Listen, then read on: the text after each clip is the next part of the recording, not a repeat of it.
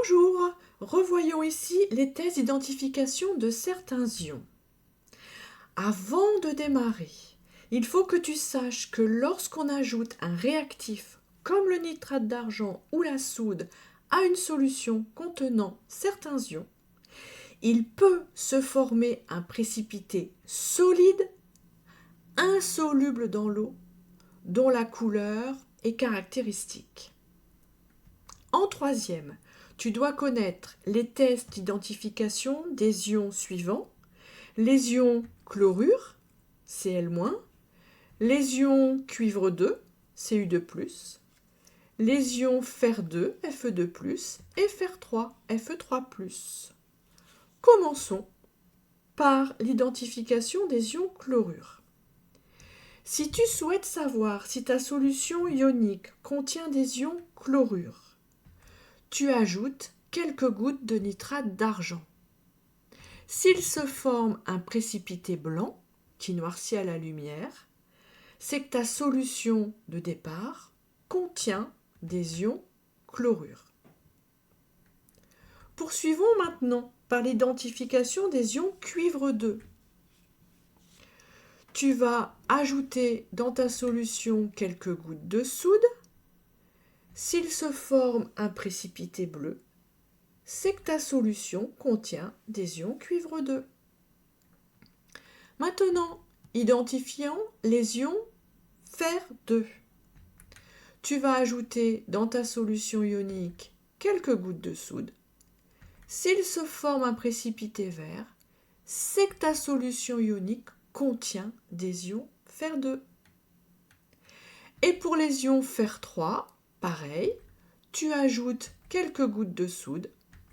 S'il se forme un précipité rouille, c'est que ta solution ionique contient des ions fer 3.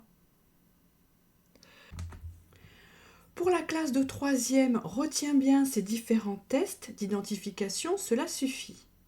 Maintenant, si tu souhaites approfondir et comprendre ce qu'il se passe dans les différentes solutions ioniques lors des précipités, poursuis la vidéo. Reprenons le test d'identification des ions chlorure. On a mis par exemple dans le tube une solution de chlorure de sodium. On ajoute quelques gouttes de nitrate d'argent. Un précipité blanc se forme. Quels sont les ions qui ont réagi ensemble pour former ce précipité blanc, sachant que le nitrate de sodium est soluble dans l'eau?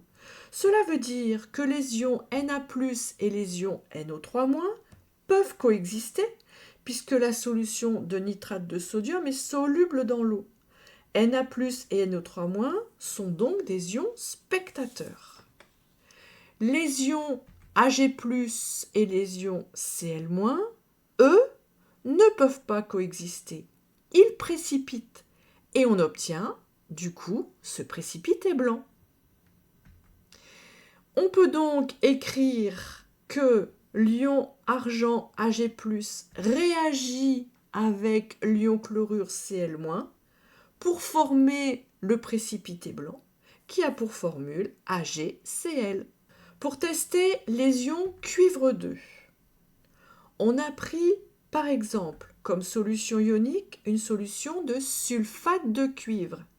Elle contient les ions Cu2+ et SO4-. On ajoute de la soude. La soude, Na+ et OH-. Il se forme un précipité bleu. Quels sont les ions qui ont réagi ensemble pour former ce précipité bleu, sachant que le sulfate de sodium est soluble dans l'eau? Cela veut dire que les ions sulfate et les ions sodium sont des ions spectateurs. On en déduit que les ions Cu2+ et OH-, ce sont eux qui ont précipité. La formule du précipité bleu est donc CuOH2. Pour tester les ions Fe2+, on prend une solution de chlorure de fer 2, par exemple. On ajoute de la soude. il se forme un précipité vert. On te demande quels ions contient ce précipité vert, sachant que le chlorure de sodium est soluble dans l'eau.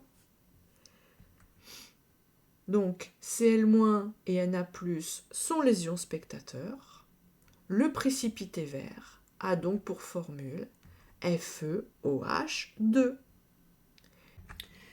Et pour finir, pour tester la présence des ions Fer3, on prend une solution ionique de chlorure de fer 3, par exemple, dans laquelle on ajoute quelques gouttes de soude. Un précipité rouille se forme. On te demande quels sont les ions qui ont précipité, sachant que le chlorure de sodium est soluble dans l'eau. Cela veut dire que les Cl- et les Na+ sont des ions spectateurs. Donc, le précipité rouille a pour formule FeOH3. Voilà, j'espère que c'est plus clair pour toi maintenant. Il ne te reste plus qu'à faire des exercices pour consolider tes acquis. À bientôt sur Mission Physique Chimie.